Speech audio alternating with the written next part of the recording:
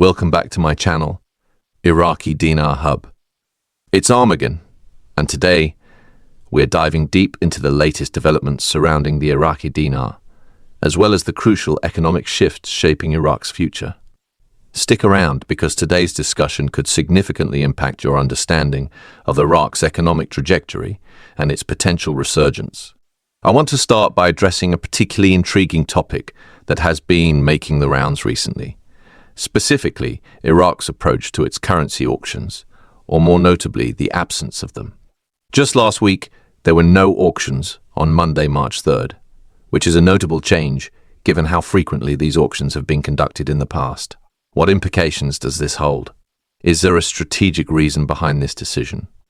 Let's delve into it. There have been murmurs and widespread speculation that the halt in auctions is part of a larger, well-thought-out strategy. Some sources even suggest that the Central Bank of Iraq is deliberately setting the stage for a significant transformation, perhaps even hinting at a revaluation of the Iraqi dinar. Could this timing align with the end of Iraq's fiscal period in March? This is unlikely to be a mere coincidence. Rather, it appears to be part of a calculated effort by Iraq's financial authorities to implement structural changes that could enhance economic stability and strengthen the nation's financial standing. Over the past several months, Iraq's leadership has consistently emphasized the importance of improving the purchasing power of the dinar for its citizens. This goal aligns closely with the vision outlined by Ali Mohsen al-Alak, the governor of the central bank, who has repeatedly stressed the necessity of transparency for the success of Iraq's financial reforms. The nation has been under intense scrutiny for its economic strategies, particularly its implementation of the white paper reforms, which have been instrumental in laying the foundation for a sustainable and resilient economy. Transparency in monetary policy will be a decisive factor moving forward.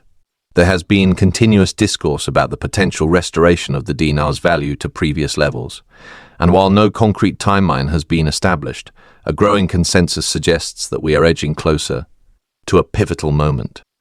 Many of you are eager to see whether the dinar will experience a substantial appreciation soon, and from all the information I've been analyzing, there are strong indicators that such a shift could be on the horizon. Shifting our focus to another critical aspect of Iraq's economic landscape, I want to take a moment to discuss the country's oil industry, which remains a vital driver of economic activity. Recently, Iraq's Ministry of Oil finalized its crude oil export volumes for January. However, curiously, they chose not to disclose the revenue generated from these exports. This decision has left many analysts and financial experts puzzled. Why withhold such critical data? Could this be linked to an effort to obscure details about a potential adjustment in the dinar's valuation? Is the government attempting to prevent budgetary figures from being recalculated based on a different exchange rate? Given Iraq's history of economic volatility, the lack of transparency regarding these figures has undoubtedly fueled speculation. Some observers believe this could be part of a broader strategy to maintain stability while the nation transitions into a new economic phase, ensuring that changes are introduced in a controlled and deliberate manner to avoid unnecessary market panic. As Iraq gears up for the conclusion of its fiscal year, it is crucial to understand why this period is so significant. The nation's fiscal calendar wraps up at the end of March, which represents a major financial milestone. With the arrival of April, Iraq enters a new budget cycle, and there have been numerous indications that this transition could usher in substantial economic reforms. It is becoming increasingly likely that these reforms might include a shift in the value of the Iraqi dinar, perhaps the very moment we've been anticipating. Many seasoned analysts and well-connected sources, including reputable financial insiders, have suggested that March could be the decisive month in which the exchange rate sees an adjustment.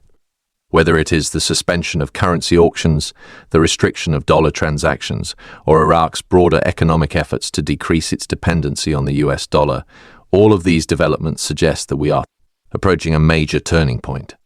As we move closer to the end of March, the actions of the Central Bank of Iraq will be under intense scrutiny, as they will likely reveal the next steps in Iraq's monetary policy. However, we must also consider the bigger picture. Iraq is making significant strides toward diversifying its economy beyond oil reliance. Recent reports indicate that Iraq's non-oil GDP expanded by 5% throughout 2024, driven largely by advancements in the agricultural sector and increased government spending. This is a positive indicator that Iraq is gradually reducing its dependence on oil revenue, which has historically left the country vulnerable to market fluctuations. Looking ahead, Iraq aims to establish a more balanced and diversified economic framework. During discussions with the International Monetary Fund (IMF) in February 2025, Iraqi representatives affirmed that non-oil GDP growth is expected to continue at a steady rate of 3.5% in 2025. This reinforces the notion that Iraq is moving in the right direction, and if it sustains this momentum, it could reduce its exposure to external economic shocks, particularly those tied to oil price volatility. These discussions with the IMF also highlighted the need for Iraq to enhance its public debt management strategy. Strengthening financial sustainability is paramount, and attracting foreign investment will be a key element of this process. To achieve this, Iraq must prioritize the development of its banking sector, as a well-functioning financial system is essential for fostering investor confidence and encouraging capital inflows. Iraqi financial policymakers have been actively engaging in conversations about these reforms, and their discussions with the IMF may serve as a catalyst for implementing more robust financial policies. The banking sector will play a crucial role in Iraq's broader economic transformation, with international financial institutions emphasizing the necessity of enhancing banking infrastructure to create a more stable investment climate. As Iraq continues its reform agenda and fortifies its financial institutions, we can expect to see a more stable currency and improved living standards for its citizens. From the discontinuation of currency auctions to restrictions on dollar transactions outside of Iraq, it is evident that significant measures are being taken behind the scenes to bolster the economy and prepare for a new chapter of financial stability. Whether or not the dinar will appreciate in value remains uncertain, but we are undoubtedly approaching a moment where substantial changes could materialize. As we conclude this discussion, I want to leave you with an important reflection. Iraq is at a defining juncture in its economic history. The initiatives being implemented today, whether through the white paper reforms, fiscal restructuring, or economic diversification, will have a profound impact on the country's future trajectory. The suspension of currency auctions, the evolving monetary policies, and the ongoing push for economic diversification all signal that Iraq is laying the groundwork for a stronger and more resilient economy. So stay tuned, everyone, because there are more developments unfolding, and we will continue to monitor them closely. Keep an eye on the latest updates, as we might be on the verge of witnessing a major transformation in Iraq's economic landscape and the valuation of its currency. We've seen pivotal moments before, and it looks like another one could be right around the corner. Keep your hopes up, and let's see where these changes lead us. Thank you for watching. Don't forget to like, comment, and subscribe if you're new to the channel. I'll be back soon with more insights into Iraq's economic situation, so stay informed and stay ahead.